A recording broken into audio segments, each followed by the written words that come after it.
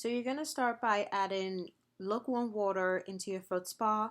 You can actually use cold water. It's really a personal choice. I find that warm water is a lot easier and I like warm water on my feet. I like that feeling better, a lot better than cold water, but it's really a personal choice. And also warm water definitely softens up your feet a lot faster and also loosens up all those dead skin cells. And this is the Dr. Teal's Epsom salt. I've been using this for a while. I also use it for my bubble bath and anything really that I like to soak. I will use some form of Epsom salt. I really like this one because it has such a nice scent to it. And oh my god, it does miraculous work on your feet. I'm sore to wipe your feet off with because otherwise you just end up making a big mess, and trust me, you just don't want to deal with that because I actually did that, and yeah, you gotta learn from my mistakes.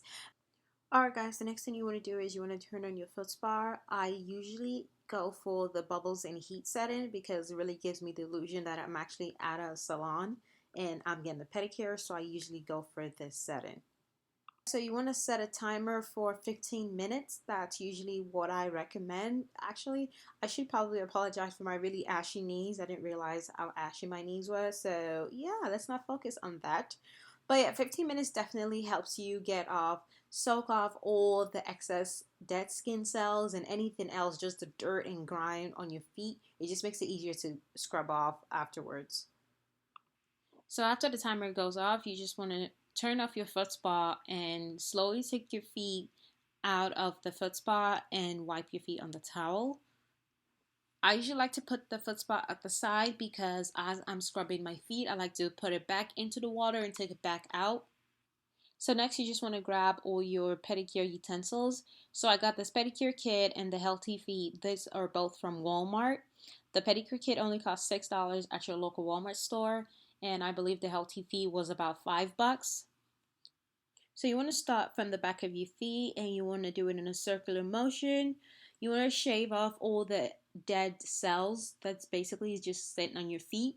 I like to do this in a very slow circular motion, and I take my time to do this because I really do like my feet feeling soft and smooth. After that, you just want to repeat the exact same process to the other feet. And as I said, just take your time with it. There really isn't any rush. For the best results, you definitely want to take your time and get really in there.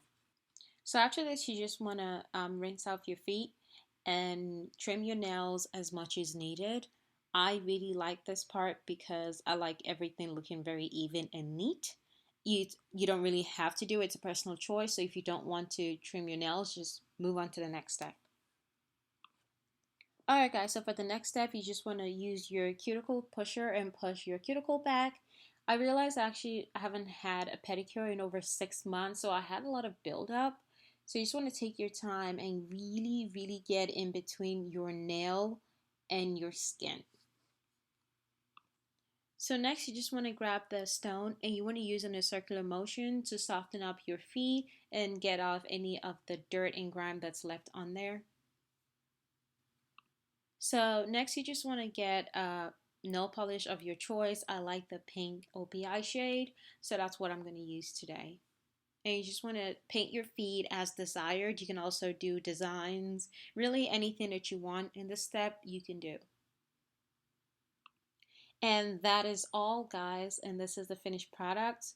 So as you can see, the back of my feet looks soft and everything is smooth and shiny. I hope you enjoyed this video. If you like this video, give this video a thumbs up. Don't forget to like, comment, share, and subscribe. And I'll see you guys in my next video.